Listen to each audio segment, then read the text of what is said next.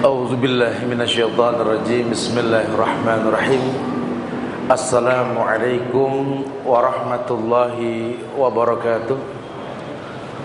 Alhamdulillahilladzi an'amana bi ni'matin katsirah allati biha na'mal salihan litanawulil jannah min babi husnil khatimah.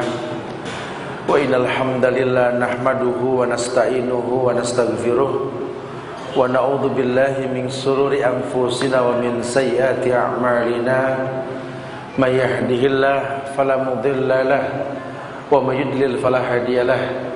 Asyhadu an la ilaha illallah wahdahu la syarika lahu wa asyhadu anna Muhammadan 'abduhu wa rasuluh. Ya ayyuhalladzina amanu taqullaha haqqa tuqatih wa la tamutunna illa wa antum muslimun. Ya ayuhan nasu ittaqu rabbakumul ladzi khalaqakum min nafsin wahidah wa khalaqa minha zawjaha wa bassa minhuma rijalan katsiran wa nisaa wattaqullaha alladzi tas'aluna bihi wal arham innallaha kana 'alaikum raqiba. Ya ayyuhalladzina amanu taqullaha wa qulu qawlan sadida yuslih lakum a'malakum wa yaghfir lakum dhunubakum wa may yuti'illaha wa rasulahu faqad faza fawzan 'azima. Amma ba'd, fa inna ahsanul kalam kalamullah wa khairal huda huda Muhammadin sallallahu alaihi wasallam wa syarrul umuri muhdatsatuha wa kullu muhdatsatin bid'ah wa kullu bid'atin dhalalah wa kullu dhalalatin finnar. Ma'asyiral muslimin wal muslimat, sidang majelis yang Allah muliakan dunia dan akhirat. Alhamdulillah, Allah izinkan kita bisa berkumpul kembali di Masjid Nurul Iman ini dalam rangka membuat sebuah wasilah. Semoga Allah turunkan banyak kemuliaan dengan thalabul ilm ini, dan Allah jadikan kita orang-orang yang betul-betul menjadi orang yang berilmu sebelum berkata dan beramal. Jamaah yang Allah muliakan, di sela-sela bahasan tentang pensucian jiwa, saya ingin mengedepankan sebuah bab yang berkaitan tentang abwabul jannah, pintu-pintu surga. Ada 8 pintu surga dan ada 175 cara untuk memasukinya gitu. 175 cara tersebut yakni tentu berkaitan dengan rahmat Allah. Karena jujur saja, betapa banyak orang ini menghayalkan indahnya surga, namun tidak pernah mengerti bagaimana mendapatkan keindahan yang mereka inginkan. Umum hadis mengatakan, wa innallaha ta'ala la yunalu ma indahu illa bita'ah ajmilu fit talab. Seluruh yang baik itu adanya di sisi Allah, dan seluruh yang baik di sisi Allah tidak mungkin kalian dapatkan kecuali dengan mentaati Allah. Nah, kalau bicara mentaati Allah, tentu kita bicara wa ma'atakumur rasul fakhuduhu wa manahakum anhu fantahu. Ya, ayat yang mengatakan apapun yang datang dari Rasul ambil, apapun yang dilarang ya sudah jauhkan. Itu bentuk sam'an wa ta'an. Kalau bahasa Ibnu Taimiyah dalam kitab Tazkiyatun Nafsnya itu, beliau mengatakan ya, ketakwaan yang kalian miliki itu adalah ketika kalian bisa menjauhkan semua larangan Allah, melakukan semua perintah Allah, dan ridho atas semua takdir yang telah Allah tentukan dalam hidup kita. Ini bukti bahwa apapun yang Allah lakukan nanti untuk kita berujung pada surga. Ya, kadang kan kita ini lebih sering membuat sesuatu yang ujungnya itu ingin Allah ngerti kita, tapi kita lupa ada doa yang kita pinta ke Allah untuk dimasukkan ke dalam surga. Sementara yang tahu caranya kita masuk surga ya cuma Allah. Ada orang yang dibikin jadi orang yang sabar, kuat dengan ujian, istiqomah, maka dia masuk surga dengan kesabarannya. Ada juga orang yang temperamental, tapi dia banyak berpuasa karena emosinya. Karena ada juga orang yang nggak emosian jadi malas puasa gitu ya. Dia tahu kontrol diri dengan puasa ini penting sekali. Walhasil saudara, ujian yang Allah ujikan terkadang dalam rangka membuat diri ini menjadi orang yang khusyuk dalam beribadah kepada Allah. Makanya penting kita berhusnuzon kepada Allah tentang setiap ibadah yang kita lakukan. Jamaah yang Allah muliakan, di sini ada bab yang berkaitan tentang kesempatan meraih pahala dan meraih lebih dari 175 sebab masuk surga dengan kasih sayang Allah. Yang pertama kata ulama, yakni orang yang ingin meraih surga harus mengerti tentang keutamaan tauhid dan hal-hal yang dapat menghapuskan dosa. Karena dikaitkan dengan tauhid dan penghapus dosa. Karena wa maliz zalimina min ansor gitu. Tidak akan ada penolong buat orang yang berbuat syirik. Sehingga tauhid lawan dari syirik. Udahlah jangan ngomong surga kalau masih suka main-main dukun. Jangan ngayalin surga kalau masih pakai jimat. Ritual apapun yang kalian lakukan kalau masih digesper ada wafak, di dompet dilepitin wafak, bertuliskan Arab, berkainkan hijau, bau jakparon dah. Itu tulisan yang paham, yang nulis sama jin doang. Kita aja nggak paham, cuma nyimpen doang, betul ya? Kalau masih begitu mah mendingan taubat dulu dah. Tidak mungkin surga kau dapatkan dengan cara yang haram. Seperti apa? Seperti banyak orang yang menghayalkan sebuah kebaikan, ya ini dengan cara apa? Dengan cara yang haram. Tidak ada kebaikan dengan cara yang haram, ya tidak ada. Nah, surat Al-An'am ayat 82. Al-An'am ayat 82. Alladzina amanu wa lam yalbisu imanahum bizulmin ulaika lahumul amnu wa hum muhtadun. Antum melihat dah? Di surat Al-An'am ayat 82 ada ayat yang mengatakan alladzina amanu wa lam yalbisu imanahum bizulmin ulaika lahumul amnu wa hum muhtadun. Kalimat muhtadunnya enggak pakai alif lam ya, perhatikan ya. Alladzina amanu, orang-orang yang beriman. Wa lam yalbisu imanahum bizulmin, di mana dia tidak mencampur adukan iman dengan kezalimannya. Bizulminnya juga nggak pakai alif lam, bukan bizulmi, bizulmin. Artinya kezaliman yang nggak dikhususkan. Banyak zolim tuh banyak banget. Mau ente berbuat syirik atau lebih dari itu, atau mungkin yang nggak selevel itu, pokoknya zolim. Ya, ayat mengatakan alladzina amanu, orang yang beriman. Walam yalbisu imanahum bizulmin, di mana dia tidak campur adukan imannya dengan kezaliman. Artinya zalim itu lawan iman. Ulaika lahumul amnu, al-amnunya pakai alif lam. Mereka itulah orang yang mendapatkan ketentraman. Mereka dipastikan mendapatkan ketentraman. Siapa? Orang beriman yang tidak mencampur adukan iman dengan kezaliman. Karena nanti ada juga orang yang beriman tetap berbuat zalim, ada banyak. Ya wallahu alam sababnya. Mungkin belum sempurna imannya, atau bekas-bekas masa lalu, atau mungkin pemahaman yang salah. Ya wallahu alam lah bisawab. Ya. Kadang-kadang kita kalah lu sama ahlul bid'ah bicara sholat subuh. Ahlul bid'ah itu dari sebelum subuh udah bangun, cuma pakai kunut, betul? Kita nggak pakai kunut, subuh bareng duha, betul. Jadi kalau dilihat ya kadang-kadang iman kita nih kalah nih ya. Kalau diadu iman gitulah. Ya mereka mah puasa bulan Rajab bodo amat, orang pada rame. Dibilang Rajab nggak ada sunahnya, Rajab ada gitu ya. Dia mah nggak ngaruh, yang penting puasa dah. Pokoknya puasa, oh puasa kita kalah sama mereka. Rajinnya masya Allah. Cuma talbis wa yalbisu imanahu bizulmin, dia campur adukan imannya dengan kezaliman. Sayang ya, makanya Allah nggak katakan lahul amnu, nggak ada. Mereka tuh memiliki ketentraman, enggak, hidupnya ringsang. tetap aja miskin ngeluh, kaya sombong. Lihat ya, sampai-sampai lakop-lakop ibadah pengen disebut, jiwanya nggak tentram. Tenang kalau lagi punya, uring-uringan kalau lagi nggak punya. Sifat buruk orang Islam yang betul mah nggak begitu. Ya kalau dikasih senang ya bersyukur, dikasih sulit ya sabar. Cuma dia husnuzon aja, pokoknya biadihil muluk lah, biadikal khair. Di tangan Allah kekuasaan dan di tangan Allah kebaikan.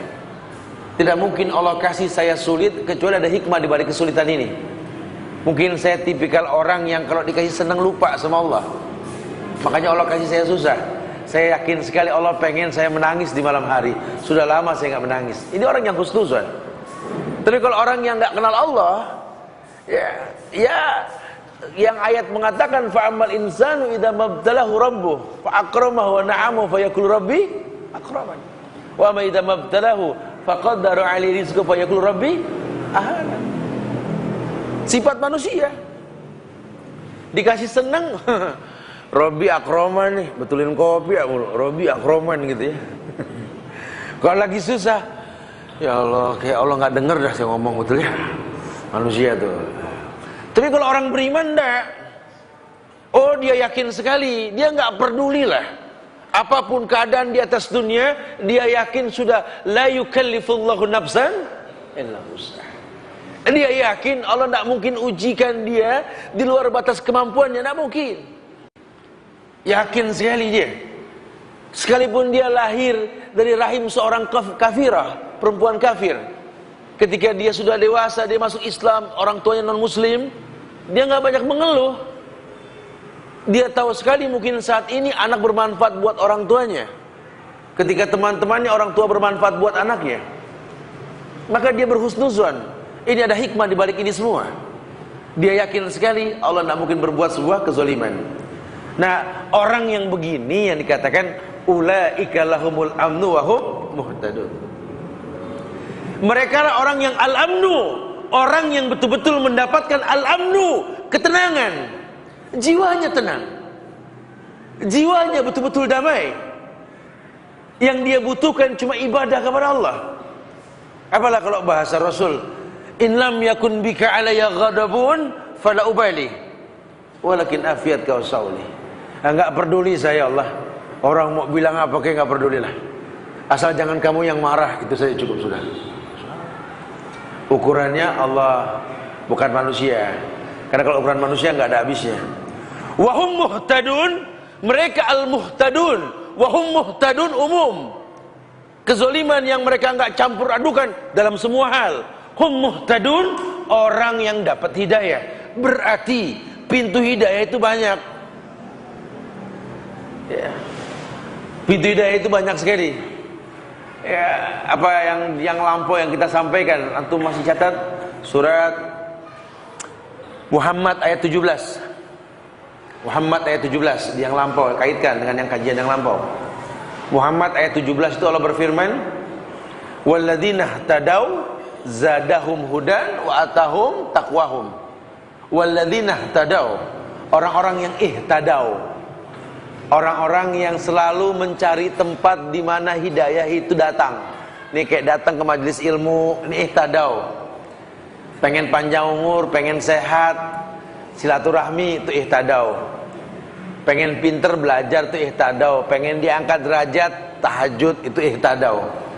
Itu belum tentu, tapi ya itu ihtadaw. Kemungkinan besar dapat hidayah dengan cara belajar, silaturahmi, tahajud, ya kemungkinan besar lah. Tapi kalau hidayah kembali ke Allah. Zadahum hudan, karena dia merutinkan itu, kutambahkan hidayah. Dia merutinkan zadahum hudan, kutambahkan hidayah. Wa atahum taqwahum, dan kudatangkan ketakwaan. Berarti takwa itu Allah yang datengin. Bukan kita yang merasa bertakwa, bukan. Bukan kita yang merasa suci setelah ibadah. Bukan kita merasa baik setelah berbuat baik, bukan. Perasaan kebaik yang kita rasakan itu Allah yang mendatangkan nanti. Atahum taqwahum, kudatangkan ketakwaan padanya. Berarti level takwa nanti Allah yang turunkan. Sehingga kita nggak bisa pukul rata ini orang jadi orang yang bertakwa, orang baik. Belum tentu begitu. Ya, belum tentu.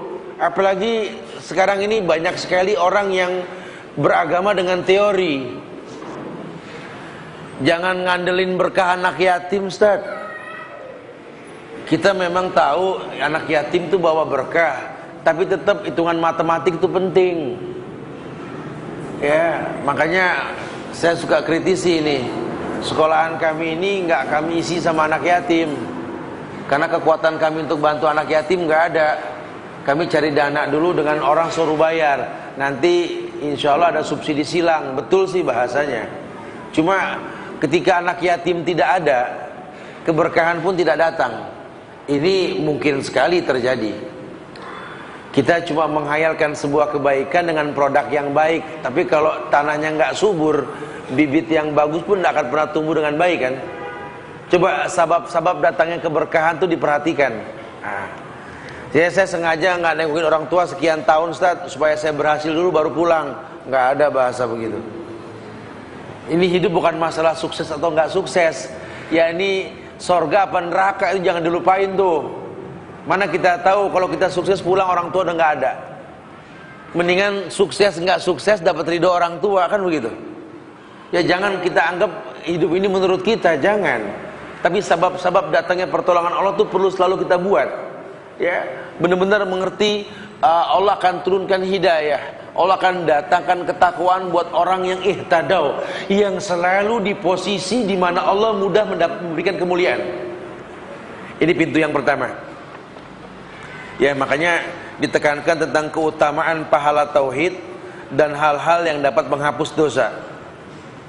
Mungkin antum pernah dengar sebuah riwayat ya dari Bukhari Muslim, muttafaqun alaih hadis ini. Beliau bersabda, "Man qala asyhadu an la ilaha illallah wahdahu la syarikalah wa anna Muhammadan abduhu wa rasuluh wa anna Isa abdullah wa ibnu ammatihi wa kalimatuhu alqaha ila Maryam wa ruhum minhu wa anna al-jannata haq wa anna an-nara haq adkhalahu Allahu min ay abwabil jannah as-samaniyati sya." Barang siapa yang berkata, aku bersaksi la ma'budu bihaqqin illallah, dan tidak ada ilah yang berhak diibadai kecuali Allah, yang tak ada kesyirikan untuknya. Wa anna Muhammadan abduhu wa rasuluh, di mana Nabi Muhammad hamba dan rasulnya. Wa anna Isa abdullah wa ibnu ammatih, di mana Isa merupakan hambanya dan anak dari hamba perempuannya.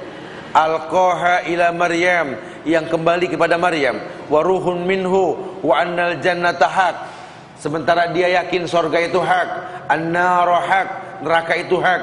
Adkhalahu Allahu min ayyi abwabil jannah samaniyati sya.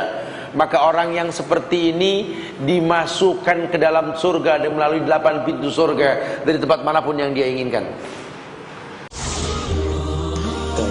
Kajian Islam.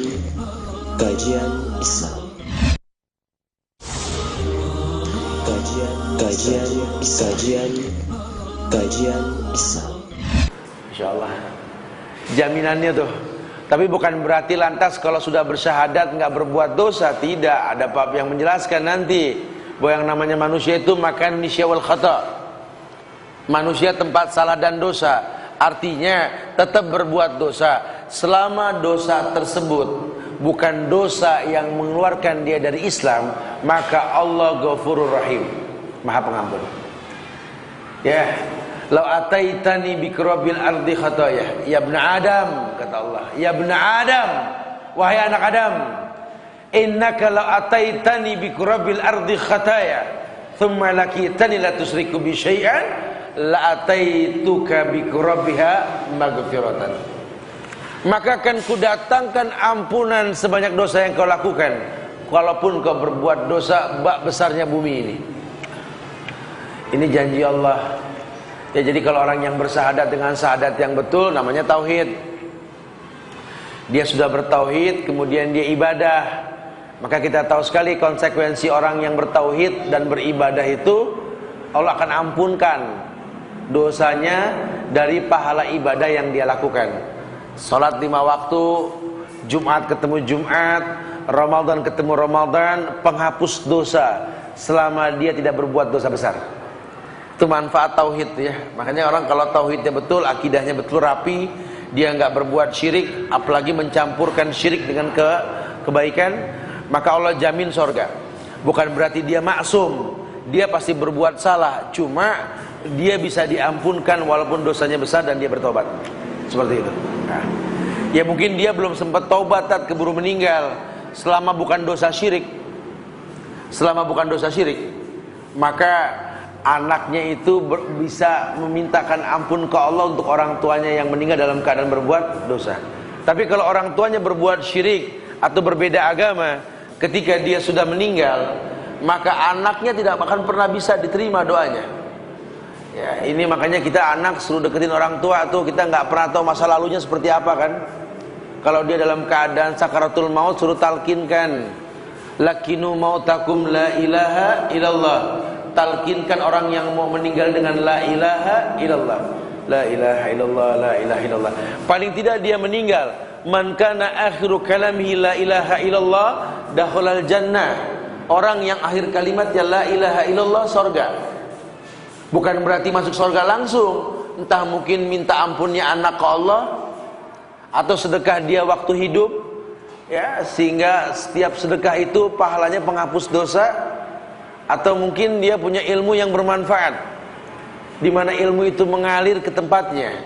Banyak orang maslahat karena ilmu yang dia miliki. Itu semua penghapus dosa. Ya, jelas sekali ini sebab yang pertama. Yang kedua, yakni kita tahu sekali bahwa orang yang mempertahankan akidah dari hal-hal yang remeh. Jadi kadang-kadang nih kayak cerita apa? Orang masuk surga gara-gara lalat, masuk neraka juga gara-gara lalat, itu kan antum pernah dengar ya kayak ini kan? Nah, datang ke sebuah kampung, syaratnya itu memberikan sesajen kepada penunggu kampung tersebut. Ya ini orang nggak mau, ya, dipaksa. Karena dipaksa, ya dia bilang nggak punya apa-apa, ya sedekahlah walaupun seekor lalat. Diambil lalat, dia kasih itu sesajen lalat, kemudian dia mati neraka gara-gara lalat. Yang satunya tidak mempertahankan diri, enggak, biar kata lalat, enggak bakal ada sedekah buat sesajen gitu ya, dibunuh, masuk surga. Kan tipis sekali. Mempertahankan akidah itu penting sekali. Ya cuma kan orang bisa mempertahankan ini kan tentu ada sabab. Ya kadang-kadang orang yang kelihatannya kecil, kurus, lembek, tapi kalau akidahnya kuat, kam min fi'atin qalilatin ghalabat fi'atan katsirah bi'idznillah. Berapa banyak sudah kejadian kelompok kecil mengalahkan kelompok besar karena izin Allah. Makanya kecil itu bukan fisik, kadang kelemahan, ketidakmampuan. Tapi kalau kitanya istiqomah dalam kebenaran, orang miskin pun gak akan pernah mati karena gak makan seminggu. Tapi lihatlah si kaya yang makan dari uang haram, lupa makan sarapan pagi, sakit mah waktu sore. Betul? Ya karena memang tadi kekuatannya milik siapa? Milik Allah. Itu madu, habatus sauda, minyak zaitun, habafit, apa lagi? Susu kambing, udah suplemen otak dah. Ini kalau anak masih bodoh mah kebangetan dah. Tapi emang bodoh. Malah ini anak orang miskin yang boro-boro beli susu kambing yang seliter sampai 30.000 nggak kebeli. Makan pun seketemunya. Kadang-kadang makan mie kering campur saus cuba, betul? Aduh. Yang resikonya seriawan dah pokoknya ya. Anak kita nyobain cigi aja langsung sakit. Ini anak orang susah nggak sakit-sakit. Level anak kita kalau enggak es yang ada di Indomaret apa di market gitu ya, yang adanya di kulkas, oh enggak level. Ini orang susah cuma beli es potong. Ya pinter, enggak ngaruh. Anak kita dilarang mandi hujan, subhanallah. Ya. Pas orang kaya itu mandi hujan, ntar sakit. Ini kan muskilah. Sayang sekali dan sangat disayangkan sekali. Makanya banyak sekali kadang-kadang yang kita nggak pahami nih. Iya, yang kita lupakan apa? bahwa kesehatan, kekuatan itu milik Allah. Tolong buka sababnya. Bukan sekedar melakukan sebuah hal yang baik berharap kebaikan. Tapi kalau asasnya nggak betul, walaupun perhitungannya baik, kalau Allah nggak izinkan mau bilang apa? Ya tolong diperhitungkan tentang Allahnya. Yang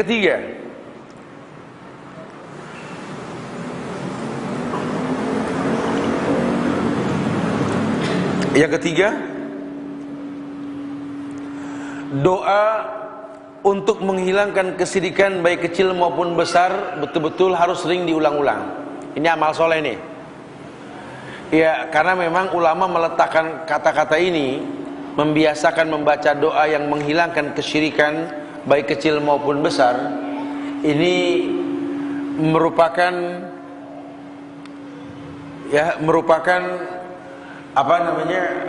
sebuah hal yang baik.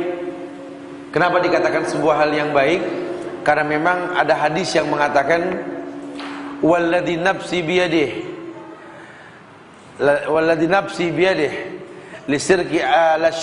la syirka akhfa min dabibin namlah. Ala adulluka ala syai'in idza qultuhu dhahaba anka qaliluhu wa katsiruhu. Qul Allahumma inni a'udzubika an usyrika bika wa ana a'lam wa astaghfiruka lima la a'lam. Rawahu Bukhari fi Adabil Mufrad, Sahahu Albani. Hadis sahih riwayat Imam Bukhari di dalam Adabul Mufrad. Kata Rasulullah, walladzi nafsi biyadihi la syirk atau li syirki akhfa min dabimin namlah. Ada bagian dari sebuah kesyirikan yang akhfa min dabibin namlah, yang kadang-kadang kesyirikan yang berat ini serasa ringan di mata manusia, seperti ringannya langkah semut hitam di malam yang hitam, di atas batu yang hitam. Udah gak bakal ketahuan. Kan kalau ngomong syirik kayaknya berat, tapi ini syirik cuma kelihatannya ringan. Ala sahabat digituin nanya, ala adulluka ala syai'in idza qultu dhahaba anka qalilu kasiru. Maukah kalian kuberitahukan tentang itu? Dimana kalau kalian mengerti tentang syirik ini, kalian akan meminta sebuah doa dan ku ajarkan doanya. Kata Rasulullah, mau enggak? Mau, kata sahabat. Dimana doa ini kalau kamu baca bisa menjauhkan dari syirik besar maupun kecil. Oh, mau.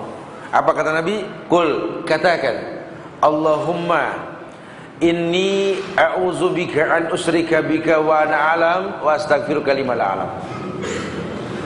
Katakan, Allahumma inni a'udzubika an usyrika bika wa ana a'lam wa astaghfiruka lima la alam. Ya Allah, a'udzubika, aku berlindung kepadamu, an usyrika bika wa ana a'lam, di mana aku berlindung kepadamu dari perbuatan syirik yang aku lakukan, yang aku ketahui. Karena kadang-kadang kita mau tahu ini enggak boleh, cuman ya gimana dong? Udah tahu memang nggak boleh, cuman ya susah. Kebiasaan yakin sama tatoyur, fenomena alam, ya ini kan kita kadang-kadang nggak berasa kan. Lah udah yakin yang namanya ini fenomena alam ini nggak bisa jadi rujukan, cuma kadang-kadang udah mata kedutan, wah ada ngomong gitu ya. Ada yang gitu tuh. Kuping berbunyi, aduh ada yang kangen gitu ya. Ini kebiasaan yang perlu dianggap dijauhkan, dan itu nggak bisa main-main ya. Lagi malam sendiri mau tahajud, akan malam Jumat bagus tahajud. Cuma memang mitosnya malam Jumat udah horor aja dah. Orang kalau malam Jumat mendingan ngebungkel tidur dah. Ya, daripada ibadah tahajud. Aduh nggak ada Ustaz. Saya tahu sih pahalanya malam Jumat itu besar lah, ibadah malam Jumat sunnahnya itu ada. Cuma baru ada yang meninggal di gang saya, Tat. Apa urusannya? Cuma yang mau bilang apa? Ya karena memang sudah menjadi sebuah keyakinan kan. Nah, udah gitu barengan ada burung celepuk lagi. Ya rusak dah. Aduh, ini kuntilanak ngapain sih bawa kuda? Kata gitu ya.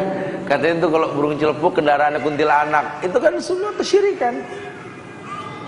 Dosa kita sama tuh burung, untung burung nggak mukallaf, betul? Burung tuh nggak terzolimi, nggak mukallaf ya, nggak ada beban burung itu ya. Jadi antum fitnah tuh celepuk kendaraan ada kuntilanak juga nggak ngaruh gitu ya, bukan ghibah, emang nggak apa-apa gitu ya. Cuma kan dosanya antum yang tanggung. Coba kalau dia mukallaf, kalau nggak balas dendam dia emang salah aku apa sih kata celepuk gitu. Difitnah jadi kendaraan setan kan nggak boleh ya. Walhasil sudahlah. Sering-sering baca ini. Ini hadis ini buat Abu Bakar ini. Allahumma inni a'udzubika an usyrika bika wa ana a'lam wa astaghfiruka lima la a'lam. Ya Allah, aku berlindung kepadamu dari kesyirikan yang aku lakukan dan aku mengetahuinya itu syirik, cuma aku lakukan. Dan aku berlindung kepadamu dari kesyirikan yang aku enggak ketahui kalau itu syirik. Kita minta sama Allah. Kenapa? Kan kita nggak tahu, Ustaz. Katanya kita suruh minta ampun kalau kita tahu dosa. Kalau sama Allah beda. Sama manusia betul, kita minta maaf kalau emang ada salahnya. Kalau nggak ada salah jangan minta maaf, orang curiga. Ini kebiasaan buruk kita lagi kalau bulan Ramadan ketemu Idul Fitri, ini kan Rajab, Sya'ban, Ramadan. Ya, bentar lagi Ramadan nih nggak berasa nih. Biasanya kalau udah masuk Idul Fitri kebiasaan salam-salaman minta maaf. Ya. Maafin ya. Kalau yang paham kan emang kenapa begitu ngobrol gitu. Kalau contohnya taqabbalallahu minna wa minkum, suruh saling doa minta maaf ya. Minta maaf jangan nunggu Idul Fitri, dari sekarang kalau punya salah minta maaf, selesai. Ya, tapi kalau sama Allah, wa a'lam wala a'lam, sekalipun aku tak mengetahui tentang dosaku, ampunkan aku ya Allah. Ini sama Allah. Kenapa berkaitan dengan kesyirikan? Karena wa mali zolimina min ansar. Tidak ada penolong buat orang yang berbuat syirik. Sampai kapanpun, baik kecil maupun besar. Kalau dalam syarah Kitab Tauhid ya, oleh Syekh Shalal Al-Utsaimin, Syekh Muhammad Shalal Al-Utsaimin, beliau orang yang mengatakan bahwa syirik kecil itu kalau dirutinkan jadi besar. Ya, ini pernah kita kaji ini selama setahun setengah di Darut Tauhid Gegerong ini ya. Cuma sempat terhenti sekarang jadinya ya. Kitab Tauhid sudah sampai, alhamdulillah. Ini betul-betul supaya tidak talbis iblis. Ya, karena ibadah ini harus murni. Ala lillahi dinul khalis. Cuma milik Allah agama yang bersih. Bersih dari kesyirikan. Itu agama Islam. Makanya kalau sampai ada orang Islam tapi tetap pakai jimat, ya Al-Fatihah mah Al-Fatihah, ihdinas siratal mustaqimnya sama, tapi habis baca Al-Fatihah masang sosok, ada gitu ya. Al-Fatihah mah sama, cuma demen amat sama bid'ah. Udah gitu bikin spanduk lagi gede banget dengan acara Isra Mi'raj, Maulid, semoga Allah berikan kemuliaan buat bangsa ini. Masya Allah. Dalam tanda kurung dengan bid'ah ini semoga Allah muliakan bangsa ini gitu.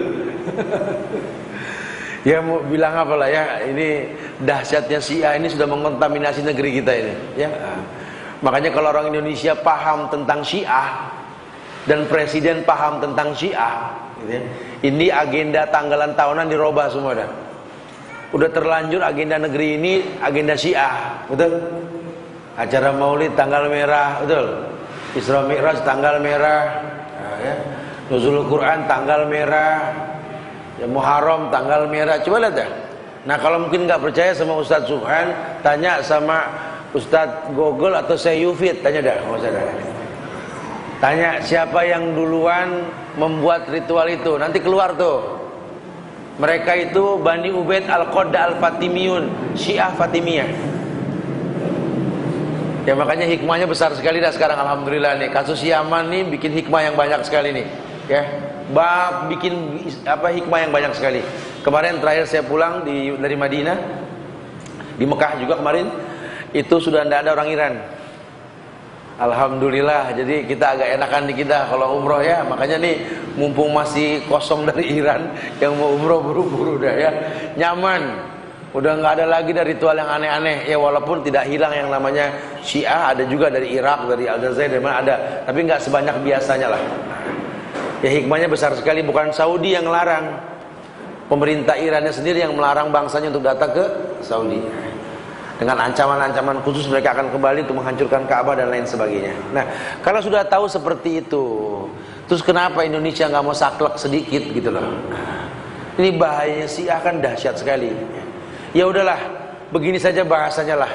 Ya jujur saja, kalau seandainya Anda mengatasnamakan umat Muhammad, ayat disampaikan laqad kana lakum fi rasulillahi uswatun hasanah. Telah ada suri toladan yang terbaik pada diri Rasulullah sallallahu alaihi wasallam. Ya, sepakat kan kita bilang mau NU, Muhammadiyah, Persis, Al-Irsyad atau apalah yang ada di Indonesia. Ya, jujur kalau kita yakin sama ini ayat, relakah kita hadis-hadis Nabi itu dikhianati oleh orang-orang yang merusak hadis? Jadi orang Syiah laknatullah ala Syiah. Kalau enggak, tolong jangan jadikan kebiasaan Syiah sebagai kebiasaan kalian. Itu ritual Maulid Isra Mi'raj itu bukan tradisi NU, itu Syiah. Orang NU jujur sedikit lah. Kita bicara Islam bukan bicara partai. Yuk lindungi agama kita dari kemaksiatan bid'ah Syiah ini. Sudah, kita buka baju sedikit. Kita enggak ngomong organisasi, kita ngomong Islam. Wallahi, lau kana khairan la sabaquna ilaih. Karena kalau baik itu kau lakukan, sahabat Nabi sudah melakukan, jujurlah sedikit, takutlah kepada Allah.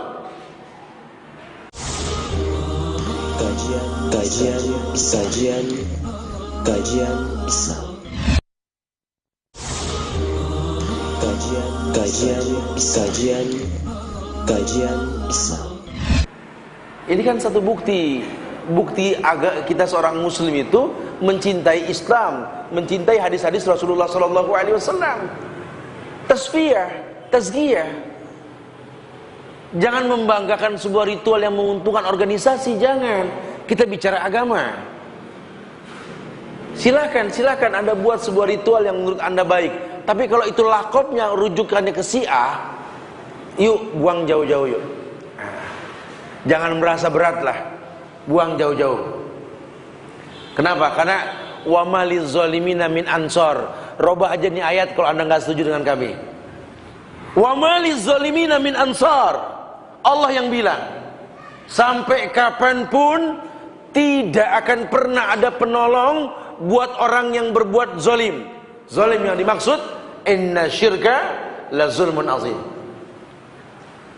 Yang dimaksud adalah kesyirikan. Syirik, kezaliman yang besar. Takutlah kepada Allah.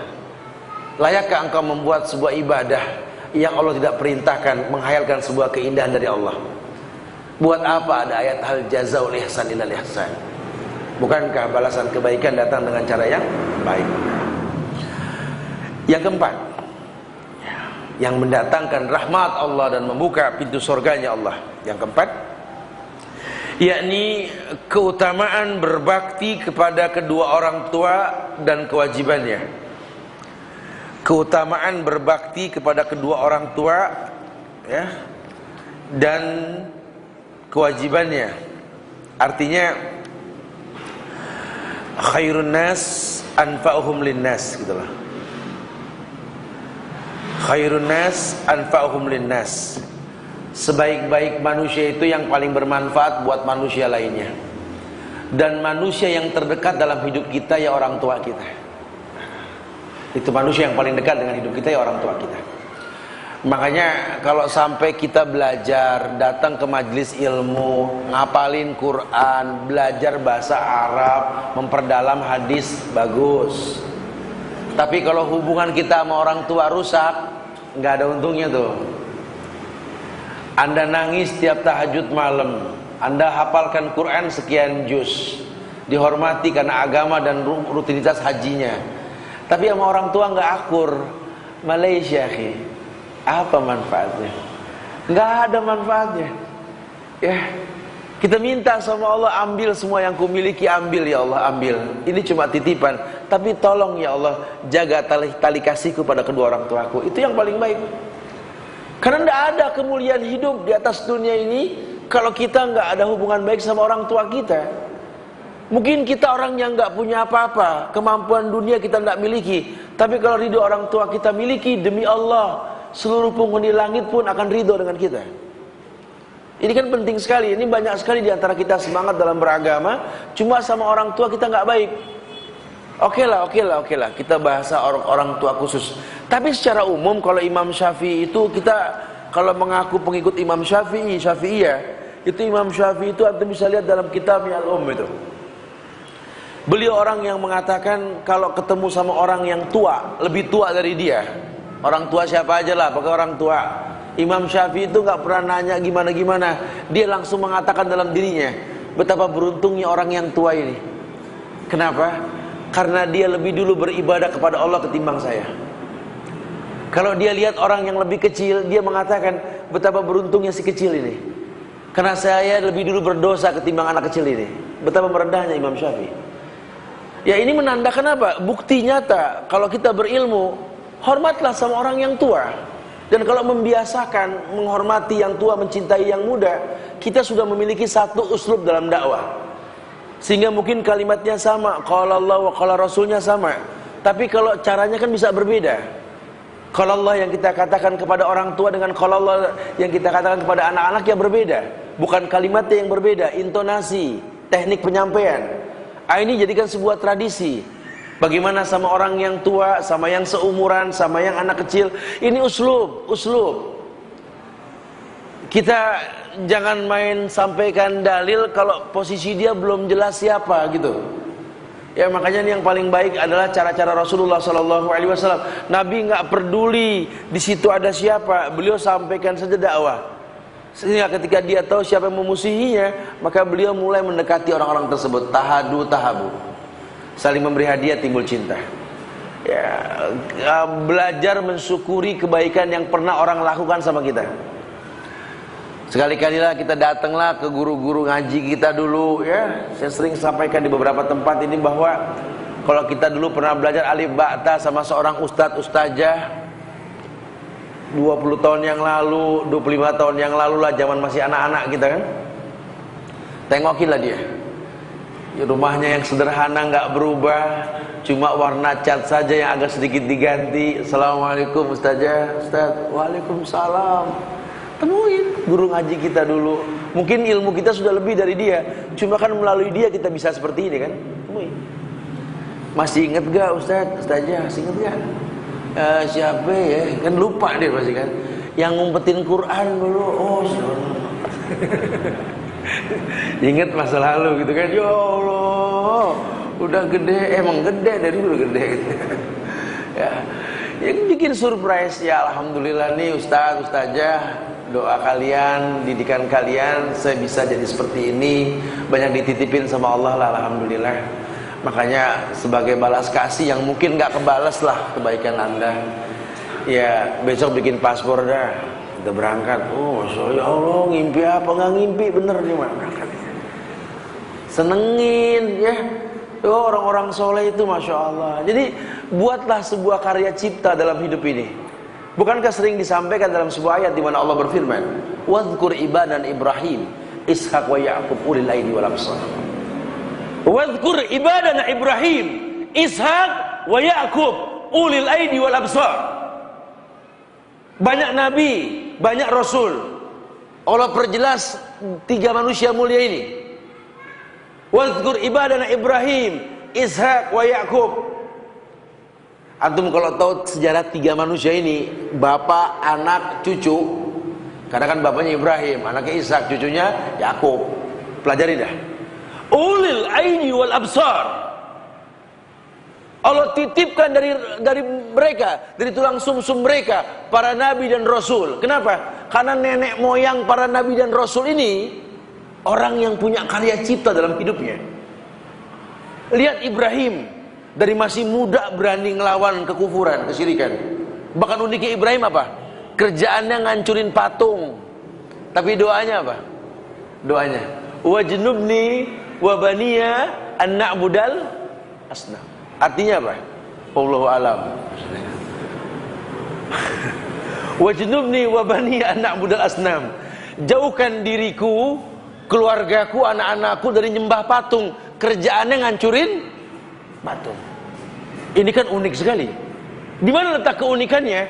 pemahaman Ibrahim bahwa dia manusia, anaknya manusia, cucunya manusia, yang dasarnya makan Indonesia wal khata, tempatnya salah. Unik sekali kan? Lihat Ishak, lihatlah kemuliaan Ishak, subhanallah. Kesabaran Ishak, lihat. Manusia mulia, saudaranya Ismail, baca sejarah beliau. Sehingga Allah lahirkan dari tulang sumsumnya keturunan Yakub dan seterusnya sampai Isa. Kalau Muhammad dari Ismail, beda nanti. Dan sama dengan kita, kalau kita pengen punya keturunan yang berkarakter, karya cipta apa yang kita buat di atas dunia ini, sehingga nanti anak-anak kita tuh berwarna karena karya cipta yang kita lakukan. Ya, seorang pejuang akan melahirkan anak-anak pejuang. Lihatlah, seorang yang betul-betul bermanfaat untuk Islam, lihat keturunannya pasti akan ada yang jadi seperti itu.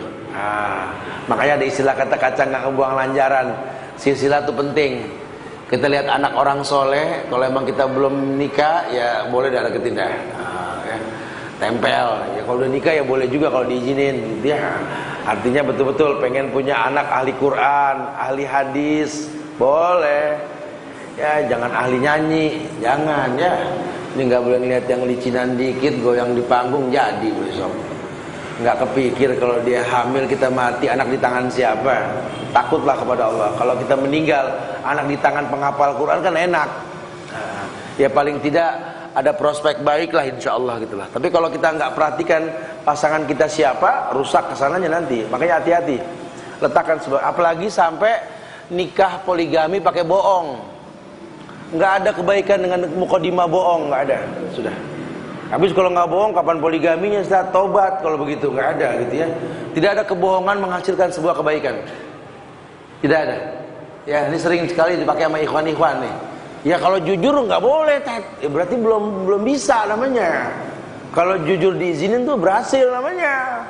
Anda makanya bohong. Mana ada yang namanya zolim, kebohongan menghasilkan sebuah kebaikan? Tidak ada. Ya jadi jangan pernah menghalalkan sebuah kedustaan. Jujur, kalau belum memang nggak memungkinkan merusak yang ada, berarti belum layak. Jangan dipaksakan. Ya kan Anda udah jujur, nggak dikasih, diem-diem, ya nggak begitu bahasanya gitu ya. Mudarat nanti timbulnya ya, berarti Anda belum berhasil mendidik yang pertama untuk mengerti bahwa itu merupakan syariat. Kenapa sih kalau bid'ah aja pasang spanduk kok jujur malu-malu gitu loh. Yang dosa terang-terangan kok yang bener malu-malu gitu loh. Ini kan muskilah. Ya jadi kadang-kadang kita nggak mempertontonkan sebuah keindahan. Ya tapi kalau dijadikan sebuah ilmu, ya kayak di negeri Arab jadi ilmu kan, tradisi. Di mereka tahu hukumnya seperti apa, nggak ada masalah sudah. Sama dengan ikhwan-ikhwan yang mungkin megang hukum sunnah. Kalau kita ikut-ikutan ya nggak nyaman dipandang. Anda pakai janggut saja, kalau seandainya Anda nggak berilmu tentang janggut, PD-nya kurang. Yang ada akhirnya dikepang, dilipet gitu ya, biar kelihatan pendek gitu ya. Anda sudah tahu hukum isbal nggak boleh, cuma karena Anda belum berilmu main gulung aja gitu ya. Ya pokoknya yang penting nggak isbal, tat. Ada ustad, ada ustad, ada ustad, ada ustad. Ustad pulang, balik lagi gitu. Kayak wirid gitu ya. Jangan, kita jadi nggak pede. Padahal di Islam ini kita harus percaya diri. Kalau berilmu enak. Antum bangga, lawang anak begini ada perintahnya kok. Antum nggak bergaul ke sono, nggak enak tat, anak doang yang nyunah. Ya Allah. Bukan antum bangga, antum doang yang betul gitu kan. Nah. Jadi kadang-kadang suka lucu ya. Anak bukan anak nggak mau gaul tat, anak nggak enak tat. Cuma anak doang yang sering kajian, yang lain kagak gitu ya. Ini kan aneh sekali. Ya, jadi jangan sampai ini sudah kebalik ini. Lawang yang bid'ah pasang baliho, kajian cuma broadcast doang. Gimana sih? Harus terang-terangan lawang kita benar. Hadirilah kajian sunnah di Masjid Nurul Iman.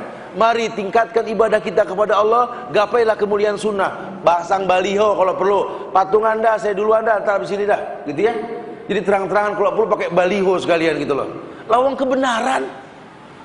Itu perbuatan bid'ah gede-gedean, masya Allah. Ya Ustaz nggak usah dipoto, saya tulisan aja gitu ya. Ya ayo Bismillah gitu loh. Mau kapan lagi? Ulil aidi wal absar. Buktikan dengan karya cipta gitu loh. Kalau takut izin Pemda apa segala, kira-kira ikhwan yang di rumah di pinggir jalan izinin dah bikin spanduk yang gede biar kebaca, tanah pribadi gitu loh. Pertontonkan gitu, sudah saatnya. Ini kalau enggak, ini Syiah ini merajalela, akhifillah. Mereka sudah menang, ada di kalender loh. Tiap rumah kita punya kalender merahnya Syiah, betul? Ini kan bahaya sekali. Mereka sudah terang-terangan. Nah kalau kita nggak mempertontonkan kesenangan kita dengan sunnah, ya sampai kapanpun mereka akan merasa nyaman dengan perbuatan mereka. Ayo transparan sudah. Kita kumpulkan dana, kita buat baliho, iklan, kajian yang besar, dan lain sebagainya. Gitu. Betul-betul menyiapkan sebuah kemuliaan. Kalau perlu fasilitasi ini kajian-kajian dengan yang sunnah gitu loh. Apa caranya terserahlah. Ya dari mulai air minumnya, apanya, ayo sama-sama. Ya suddu ba'dukum ba'dah. Saling mendukung. Akan intisar nanti kalau sudah begitu. Islam akan tampak jelas di mana-mana insyaallah. Iya. Surat An-Nisa ayat 36 pada bab keutamaan berbakti kepada kedua orang tua ini menjadi dalil. An-Nisa ayat 36.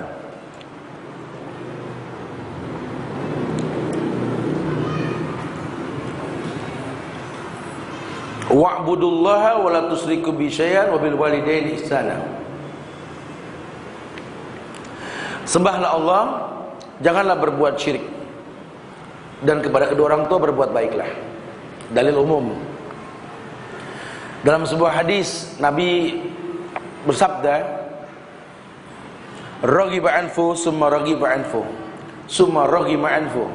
Qila man ya Rasulullah? Qala man adraka abawaihi indal kibar ahaduhuma aw kilaihima falam yadkhulil jannah.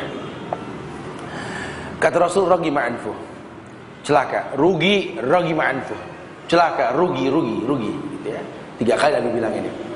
Qila man ya Rasulullah? Siapa yang rugi ma'anfu? Siapa orang yang celaka, orang yang rugi nih ya Rasulullah? Qala man adraka abawaihi indal kibar ahaduhuma aw kilaihima falam yadkhulil jannah. Rugi buat seseorang yang bertemu dengan orang tuanya yang sudah tua renta, baik satu maupun keduanya. Dia tidak masuk surga, tuh rugi banget. Rugi. Pusing-pusing belajar tiap hari, kajian rutin tiap minggu, ngapalin tiap pagi, sama orang tua nggak akur, rugi ma'anfo, rugi. Mulai kritisi nih. Kok saya makin berilmu makin sombong ya sama orang tua, cara ngomong saya ada yang salah nih.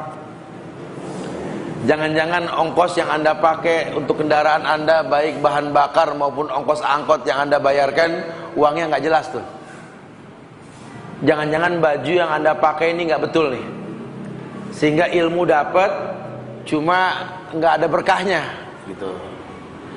Ya, ilmu dapat cuma nggak ada berkahnya. Bukan nggak pernah tahu hukumnya sama orang tua berbuat baik, tahu, tapi prakteknya itu nggak akur sama orang tua. Ini banyak kasus kayak gini, banyak banget ya.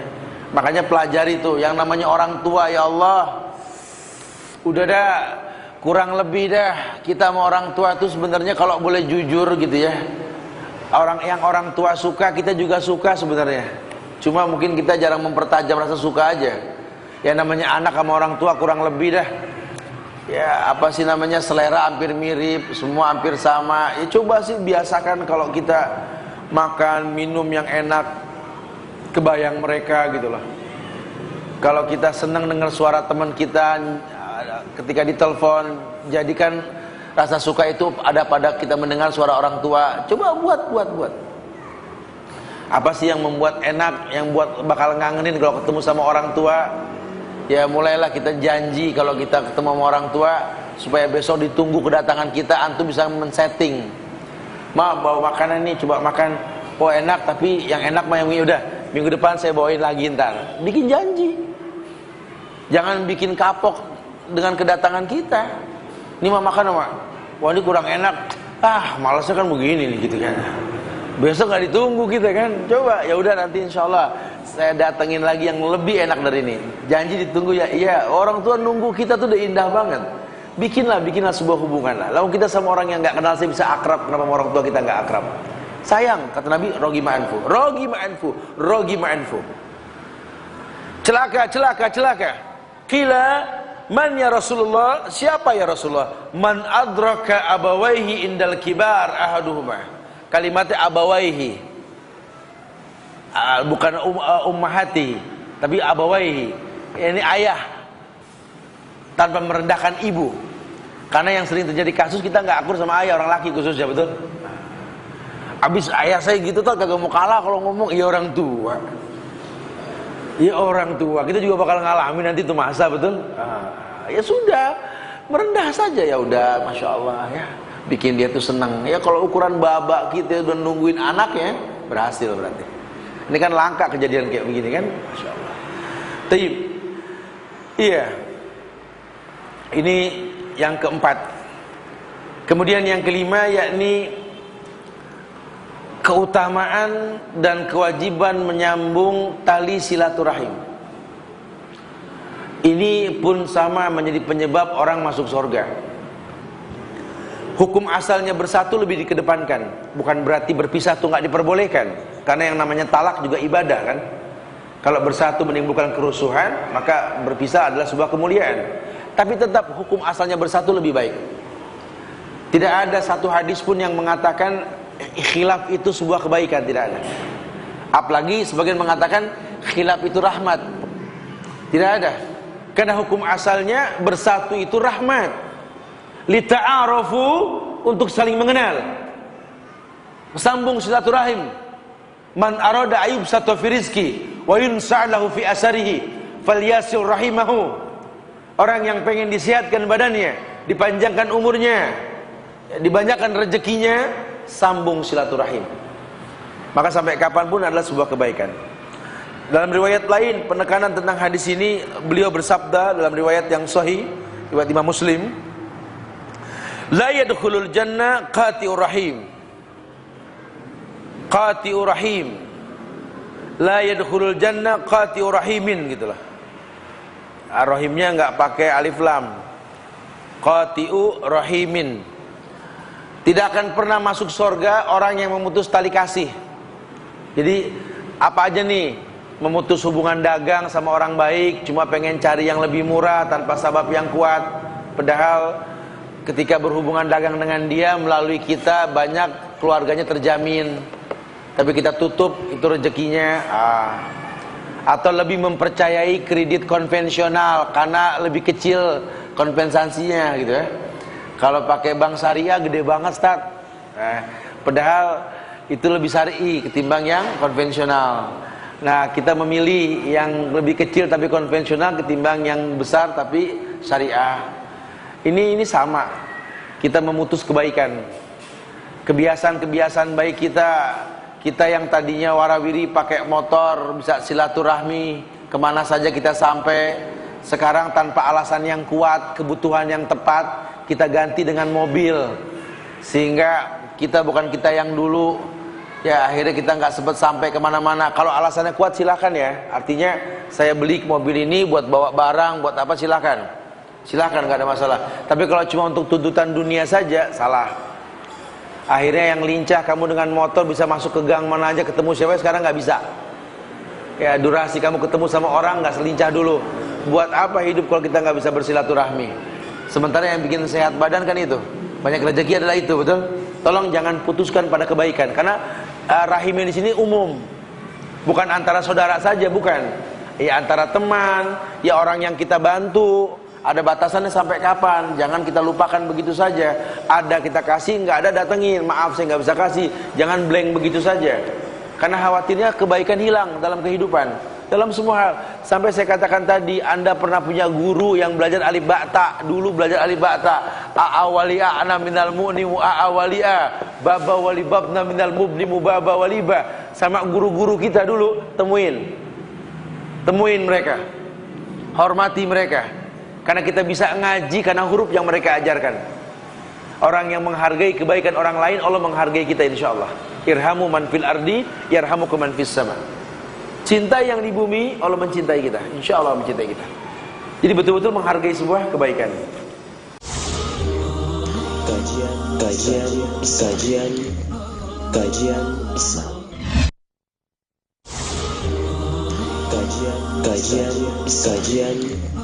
Kajian Islam. An Anas radhiyallahu anhu mauqufan. babani yu'ajjilani fid dunya, al-baghyu wal qati'atur rahim. Kata Anas bin Malik dalam sebuah hadis yang mauquf, ya. Tapi hadis ini diriwayatkan oleh Bukhari dalam kitab Adabul Mufrad, tapi hadis ini mauquf, ya. Dari Anas bin Malik, dia berkata ada dua pintu yang disegerakan azabnya di dunia. Yang pertama adalah al-baghyu. Al-baghyu yaitu kezaliman. Al-baghyu, kezaliman. Yang kedua waqati'atur rahim, dan orang yang suka mutus silaturahim. Ini azabnya langsung. Kezaliman, al-jaza bi jinsil amal, balasan tergantung perbuatan. Waqati'atur rahim, dan pemutus silaturahim. Orang yang mutus silaturahim, lihat, sadar nggak sadar, kok hidup saya ringsang ya sekarang ya, temperamental, emosian. Coba kritisi, subhanallah, ini kerjaan bikin saya jarang lagi datang ke orang tua, nggak pernah nemuin om kita, tante kita, nggak pernah nemuin sahabat-sahabat kita. Ya, lihat, kontan langsung. Kok badan dikit-dikit sakit, kena angin masuk angin, kena hujan pilek. Ini ada yang salah nih. Padahal kalau dibilang minum vitamin udah cukup betul Ustaz, ya, rangsuman gizi insyaallah. Teman saya semua ahli herbal. Oh, pokoknya udah dah dekat sama yang namanya kesembuhan. Tapi kok kayaknya sakit melulu. Sementara umur belum seberapa, yang diomongin merek obat aja gitu ya. Oh, ini ada masalah berarti ini. Lain kalau 50 ke sono ngomong merek obat mah wajar, 50 wajar. Ini kepala 3 juga belum, tinggal obat apa ya? Obat apa belum ya? Ini kritisi dah, jangan-jangan memang kita orang yang memutus tali silaturahim ini. Ya, udah nggak berasa banyak penyakit yang kita miliki. Iya, itu yang kelima, pintu yang kelima, ya. Yang keenam, yakni meraih pahala dari setiap mukmin dan mukminah. Ada sabab sorga yang keenam, suruh pandai-pandai meraih pahala dari setiap mukmin dan mukminah. Iya, contoh yang paling gampang apa ya? Sabda Rasulullah berkait dengan surat Nuh ayat 28. Nuh ayat 28. Ada sabda Rasul yang mengatakan, "Man istighfara lil mu'minin wal mu'minat, kataballahu lahu bikulli mu'min wa mu'minat hasanah."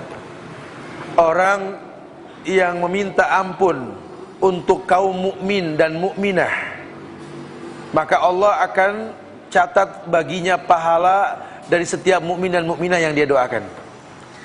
Saya nggak ngerti kalau orang bilang Islam ini radikal dan keras. Lawang nabinya nyuruh doain orang yang nggak kenal, apalagi yang kenal, betul gak? Makanya kalau ada orang beriman nggak mau kenal sama orang beriman, cuma gara-gara beda pengajian, suruh tobat dah, suruh tobat. Siapa ente gitu lah. Ya habis dia kan beda sama kita, Ustaz. Apanya yang beda? Ya kalau dibilang beda pasti beda. Orang cangkangnya beda gitu ya. Jelas beda. Beda di mana? Kalau bukan kita yang mendakwahkan, mau siapa? Kita dakwahkan orang-orang kafir, dakwahkan. Caranya bagaimana? Jadikan dia pekerja kita, partner bisnis kita, dakwahkan dengan tingkah laku. Ini ahlul bid'ah bagaimana Ustaz? Ya kita nggak seakidah dengan pemahamannya, tapi kan dia manusia, bisa kita jadikan dia teman untuk berdagang, berbisnis. Yang mudah-mudahan aturan main kita yang syar'i ini membuat dia dapat hidayah. Wallahu a'lam. Ini yang sangat disayangkan kalau kita nggak bisa mencapai seperti itu. Padahal istighfar kita saja, Allahumma ighfiril mu'minina wal mu'minat wal muslimina wal muslimat man ahyai minhum wal amwat innaka qaribun mujibud da'wat ya qadiyal hajat. Itu kan doa umum banget ya. Minta ampun buat orang beriman, baik laki maupun perempuan, muslim baik laki maupun perempuan, yang hidup maupun yang sudah mati. Kata Rasulullah, kataballahu lahu bikulli mu'minin wa mu'minatin hasanatan. Dari sekian banyak orang beriman yang kamu doakan, setiap mereka memberikan satu kebaikan.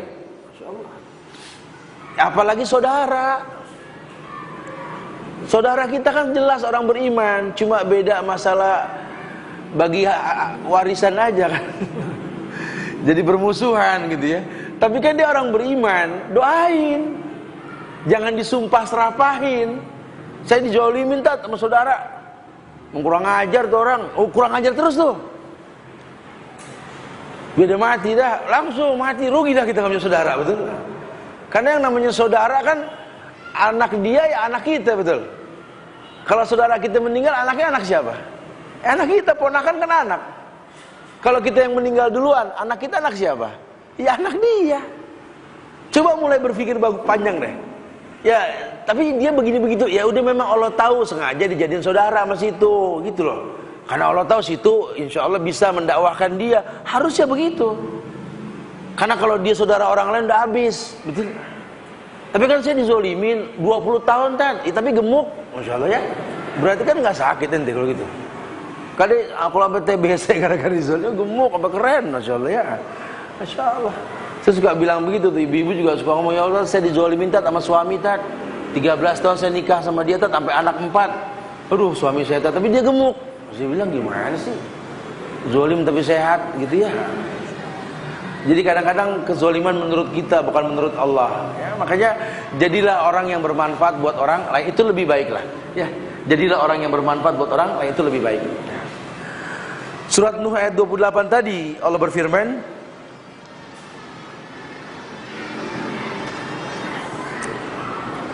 Rabbighfirli wali walidayya waliman dakhala baitiya mu'minan walil mu'minina wal mu'minat wala tazidiz zalimina illa tabara. Iya, ayat ini menjelaskan tentang doa Nabi Nuh, di mana kata Nabi Nuh, Rabbighfirli, wahai Rabbku, bukan ilahi ilahi igfirli, bukan, tapi Rabbi. Karena memang proses pengampunan ada masanya. Duhai Rabb yang menciptakanku, ampunkan aku. Ampunkan kedua orang tuaku. Kenapa Ustaz kita disuruh ego doain diri di kita baru orang tua? Karena yang dimaksud di sini artinya Allah cuma mengijabah doa orang yang nggak berdosa. Makanya kita suruh berdoa, suruh minta ampun buat diri baru orang tua. Suruh berbuat baik dengan taubat baru buat orang tua. Itu bukan ego, memang sudah seperti itu rumusnya. Kita harus berbuat baik untuk diri kita baru orang tua kita. Dan ini pun satu bukti bahwa Rabbighfirli wali walidayya ini menandakan bahwa kita, orang tua kita itu manusia yang pasti punya dosa. Kadang-kadang kita baca Rabbighfirli wali walidayya, tapi kita nggak nerima orang tua kita berbuat salah. Aneh ya. Bapak saya bikin saya kecewa Tat. Tapi doain Rabbighfirli wali walidayya, ini kan sudah bocoran. Ya iyalah bikin kecewa, makanya doanya Rabbighfirli wali walidayya. Ampunkan aku, ampunkan dua orang tuaku. Belum punya dosa suruh minta ampun, apalagi punya dosa, kan begitu. Jadi kita mawas diri nih. Waliman dakhala baitiya mu'minan, dan orang yang masuk ke rumahku dengan beriman, dan semua orang yang beriman laki-laki maupun perempuan.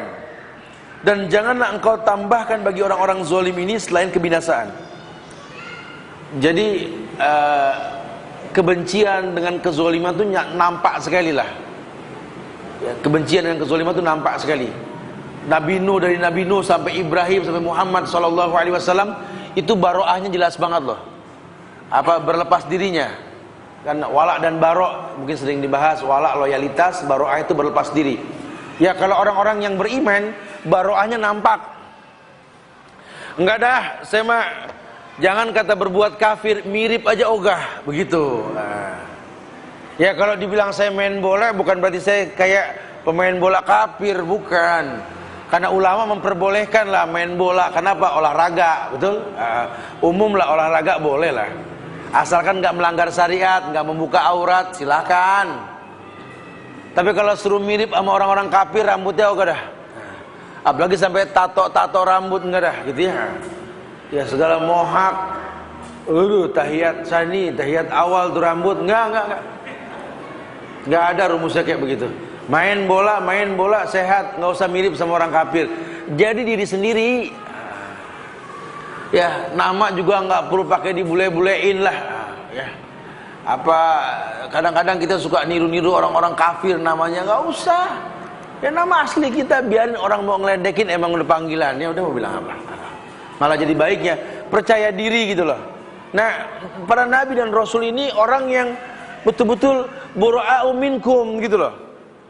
Wa mimma ta'buduna min dunillah kafarna bikum. Kami berlepas diri dari karakter kalian, apalagi dari yang kalian sembah. Kami berlepas diri. Kamu nyembah selain Allah, maaf, kita nggak pernah bisa nerima itu. Tidak bisa nerima itu. Ya, terus suruh nyontoh mirip sama kamu. Oh enggak, orang Islam jelas beda. Makanya bahasa Nabi apa? Khaliful Yahud wan Nasara waqsus sawarib waqfuliha. Berbedalah kalian sama Yahudi Nasrani. Tipiskan kumis, panjangkan janggut. Tujuannya berbeda. Tujuannya berbeda. Ini kan tidak. Kalau foto bareng selfie kafir sama muslim sama saru. Kenapa? Karena orang Islamnya nggak berbangga dengan sunnahnya gitu loh. Dan berbangga dengan sunnah itu bukan sombong. Bukan lantas kalau sudah pakai bewok ngelihat yang nggak pakai, dan ahlun nar. Jangan. Masalah panjang pendeknya juga jangan dipermasalahkan. Sudah, yang penting jenggot aja dulu. Ulama aja nggak ada yang rame, Malik Salman jenggotnya dikit, betul? Udah, repot amat. Nikahnya baru nyunatan, jenggotnya dikit. Ya ilahi rabbi subhanallah. Jangan begitu. Mungkin memang nggak subur, atau dia dalam proses nyari obatnya, atau mungkin memang dia tipikal orang yang mungkin di kantornya belum boleh menampakkan. Wallahu alam kan. Jangan jadi hakim buat agama orang lain, jangan. Gitu loh. Nggak ada permasalahan. Kenapa kalau raja ada dispensasi, kalau rakyat enggak? Agama ini nggak membedakan. La farqa baina Arabin wa ajamin illa bitaqwa. Enggak ada beda orang biasa sama orang Arab. Inna akramakum indallahi atqakum. Yang paling bertakwa. Yang paling bertakwa. Ini Pak polisi nggak pakai jenggot karena memang di kantornya nggak boleh pakai. Apa antum tahu dia menangis setiap malam karena nggak bisa memakainya? Kan kita nggak tahu kan. Sudahlah, doakanlah seorang orang beriman yang belum mampu untuk berbuat sebuah kebaikan. Doakan, itu lebih baik. Sehingga Islam itu betul-betul saling mendukung. Perempuan yang lihat orang perempuan lainnya belum syar'i dalam kerudung, support. Entah mungkin sebabnya apa, mungkin orang suaminya belum mengizinkan yang syar'i, keluarganya masih takut identik kerudung panjang dengan apa, ya kabarkan supaya dia percaya diri gitu ya. Atau mungkin yang sudah pakai syar'i masih dicemooh sama yang pakai cadar. Kenapa sih nggak pakai cadar gitu ya? Sampai kapanpun cadar tidak wajib, mustahab. Jangan membebani. Kalau Anda mau pakai itu lebih baik. Kalau enggak pun enggak ada masalah. Karena hukum asalnya memang tidak ada kewajiban untuk itu, ya. Jadi tolong pahami, jangan sampai ada lakop-lakop tertentu gitu loh. Atau mungkin custom pakaian yang kita gunakan. Dasarnya cuma satu, laki-laki jangan isbal, perempuan nggak boleh tampak kecuali muka dan telapak tangan. Sisanya terserah. Yang penting jangan membentuk badan. Karena khasiat ariat tuh haram. Pakai baju tapi telanjang tuh haram. Kalau ketat tuh nggak diperbolehkan. Terserah dia mau pakai apa, silakan. Dia mau kajian dengan uniform kantornya, dengan uniform santainya, silakan. Ya di majelis-majelis ulama itu saya perhatikan sekali itu ya. Kadang-kadang di Saudi itu kalau orang habis main futsal, main apa gitu, hari-hari libur orang-orang Arab kan hari Kamis, Jumat, Sabtu itu ya. Itu hari libur mereka itu anak-anak muda pada duduk dengan kaosnya, dengan trainingnya. Cuma yang salut itu setiap orang tahu kalau ke masjid tahiyatul masjid dulu. Itu yang paling penting. Dan nggak isbal, duduk bertanya dengan para syekhnya. Ini kan satu bukti bahwa Islam itu nggak mengkhususkan, nggak ada permasalahan. Cuma kalau bicara sholat, bicara adab beda lagi nanti. Ya, adab itu penting dalam Islam. Kenapa? Karena memang puncaknya agama liutammima makarimal akhlak, menyempurnakan akhlak, dan adab itu bagian akhlak. Insyaallah. Iya. Itu ya. Surat Ibrahim ayat 41. Ini pun bukti. Ibrahim ayat 41. Rabbana ighfirli wa liwalidayya walil mu'minina yawma yakumul hisab. Ibrahim ayat 41 ini mengatakan Rabbana ighfirli wa liwalidayya. Kata Nabi Ibrahim, doa Ibrahim nih. Duhai Rabb kami, ighfirli, ampunkan aku. Di sini Rabbana, Tuhan kami. Cuma kalau untuk diri ighfirli, bukan ighfirlana. Kenapa? Karena Ibrahim mendoakan banyak orang, sebelum didoakan dirinya dulu. Rabbana ighfirli wa liwalidayya kedua orang tuaku, walil mu'minina, dan seluruh orang beriman, yauma yakumul hisab, pada hari terjadinya hisab di hari kiamat. Ini pinternya Ibrahim ini. Jadi kalau dia doa sekali bagus, cuma lebih bagus kalau doain banyak orang. Ya makanya kita diminta doa sama Allah untuk banyak orang perlu sekali. Doakan, Rabbighfir lana wali walidaina warhamhuma kama rabbayana shighara. Sesekali kita pakai baca itulah. Supaya apa? Supaya mungkin enggak orang tua kita aja yang kena. Om kita, adik orang tua kita, kakak orang tua kita semuanya kena. Kan itu orang tua kita kan? Mahram kita semuanya itu. Ya, belum lagi untuk orang-orang beriman lainnya, walil mu'minina, dan milik semua orang beriman, karena lil mu'minin pakai alif lam. Milik orang beriman, mahramnya orang beriman. Yauma yakumul hisab, pada hari terjadinya hisab, pada hari kiamat. Minta ampun. Kita minta ampun. Nah, kalau sudah diampunkan, setiap pengampunan yang Allah beri sama orang beriman itu milik kita. Dalam ayat lain surat Al-Hasr ayat 10. Al-Hasr ayat 10. Walladzina ja'u min ba'dihim yaquluna rabbana ighfir lana wal ikhwanina alladzina sabaquna bil iman wa la taj'al fi qulubina ghillan lil ladzina amanu rabbana innaka raufur rahim. Walladzina ja'u min ba'dihim, orang-orang yang datang pada sesudah mereka, muhajirin ansor yang dimaksud ini, yakni yaqulun, mereka berkata, muhajirin ansor ini berkata, mereka berkata, Rabbana ighfir lana wa li ikhwanina alladzina sabaquna bil iman. Rabb kami, beri ampunlah kami, saudara-saudara kami yang telah beriman lebih dahulu daripada kami. Sabaquna bil iman. Wala taj'al fi qulubina ghillan lil ladzina amanu, ya Allah, ya Rabb kami, jangan engkau membiarkan ghillan lil ladzina amanu, kedengkian dalam hati kami terhadap orang-orang yang beriman. Rabbana innaka raufur rahim, Rabb kami sesungguhnya engkau maha penyantun lagi maha penyayang. Ini ayat-ayat dalil jelas sekali bahwa kita disuruh minta ampun buat diri kita, orang tua kita, dan orang beriman lainnya. Makanya kalau seandainya dibilang doa orang tuh nggak nyampe ke lubang kubur, ya salah. Cuma yang paling utama memang doa anak ke orang tuanya. Tapi bukan berarti lantas doa orang lain nggak sampai. Ya doakan, bukan kirim Al-Fatihah. Ya ustazah, ustaz di kampung tolong jangan kirimkan ayat ke mayit. Doa kepada mayit. Ya doa kepada mayit, doakan dia. Bukan ayat dikirimkan, ayat bukan buat orang meninggal. Ayat buat orang yang hidup. Orang yang sudah meninggal, doain. Doanya gimana? Ya diajarin, banyak banget tadi doa semua tuh. Sampai Allahumma ighfirlahu warhamhu, Allahumma ighfirlahu warhamha wa'afiyah. Itu kan doa mayit. Itu doa semuanya. Nah kalau Al-Fatihah nggak nyambung. Udah gitu syirik lagi. Ila hadrati fulan. Kan syirik itu. Kepada kehadirat si fulan bin fulan, Abdul Qadir Jailani, Syekh fulan. Itu kesyirikan itu kalau boleh jujur. Dalam segi bahasa. Bukan kita baca kepada Allah ini kepada Syekh fulan. Kan nggak boleh. Kita nggak boleh baca untuk seseorang, nggak boleh. Yang sudah meninggal nggak boleh. Kalau kita baca buat orang yang hidup, ya silakan saja untuk ditafsirkan boleh. Tapi kalau kita baca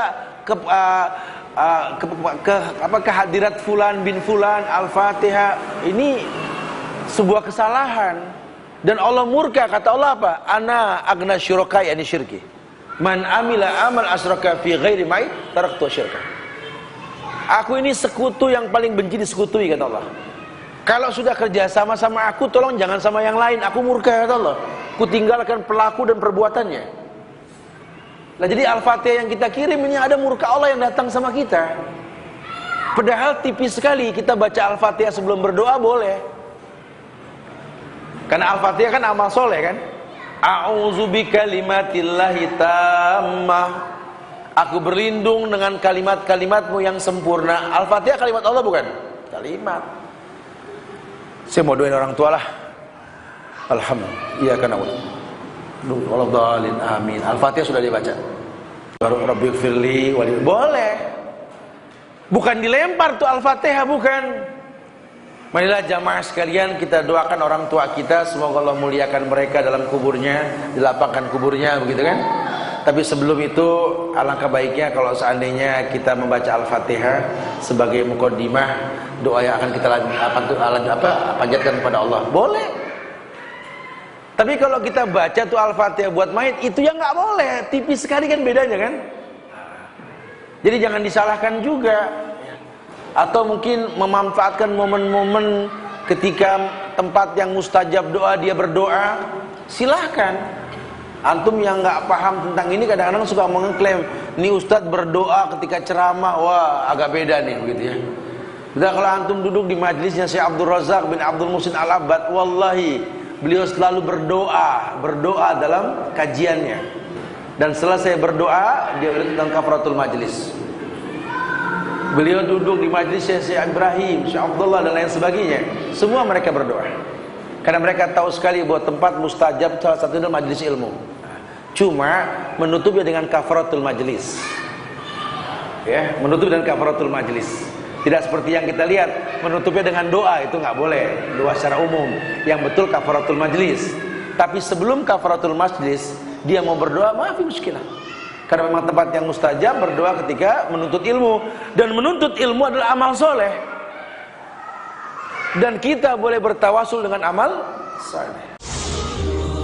Kajian Islam.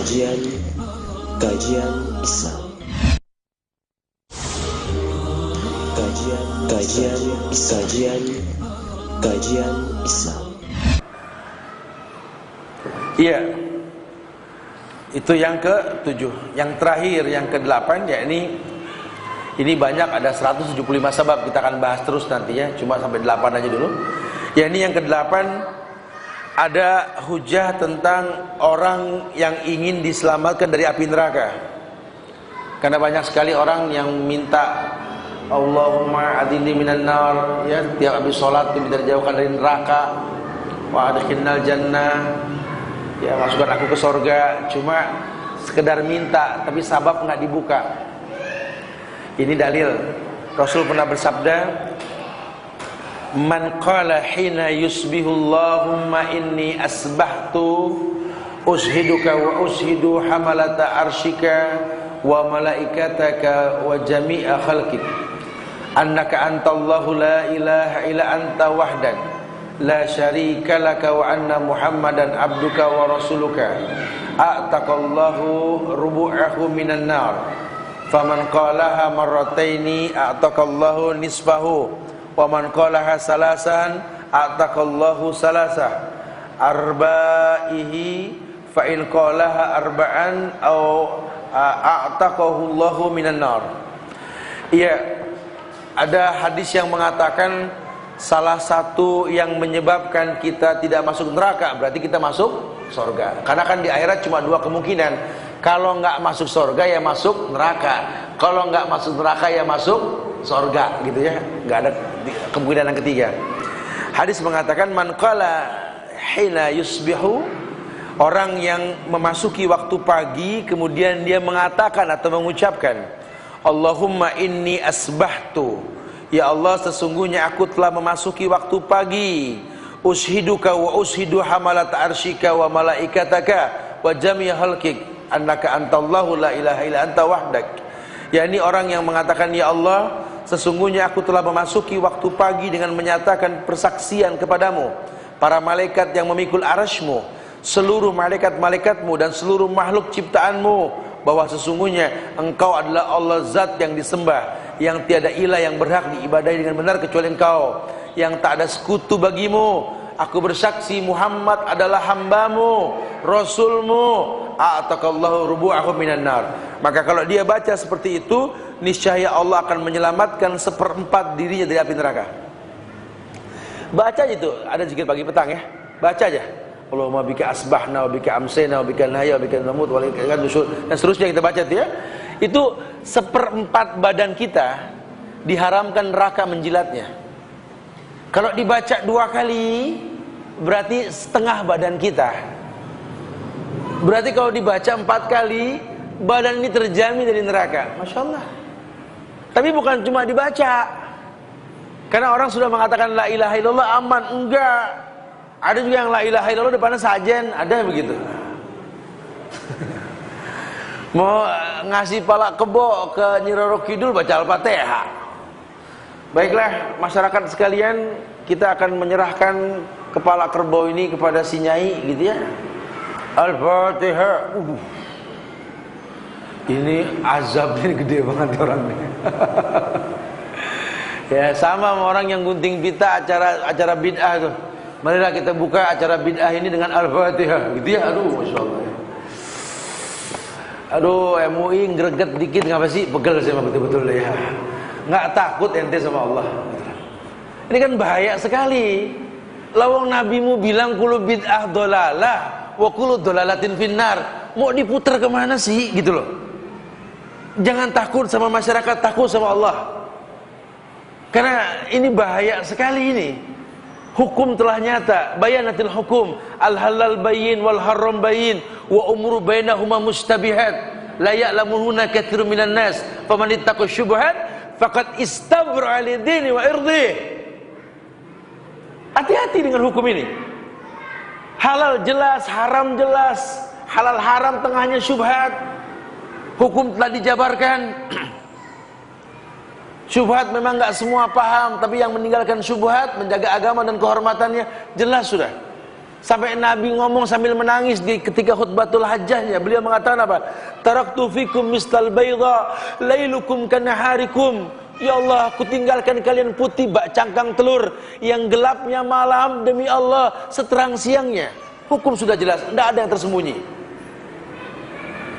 Masya Allah, tinggal menyampaikan. Apa faedah kau menyembunyikan kepentingan ADART, partai, organisasi? Takutlah kepada Allah, karena agama ini milik Allah. Jadi ad-dinu nasihah, agama sebuah nasihat. Masya Allah. Ya ikhwan akhwati fillah, ini 8 sebab yang menjadikan Allah bukakan kita pintu surga. Nah kita berharap kepada Allah ini, mudah-mudahan sisa pintunya ini bisa kita bahas nanti yang akan datang insya Allah ya. Rencananya itu katanya kajian bulan depan pindah ke ini Cisarua, sementara ke Bogor katanya. Sambil perpisahan mungkin yang mau datang juga silakan kali. Wallahu a'lam. Panitia yang aturlah nanti insyaallah ya. Kita kajian di tempat yang dinginan dikit nanti insyaallah ya. Ya,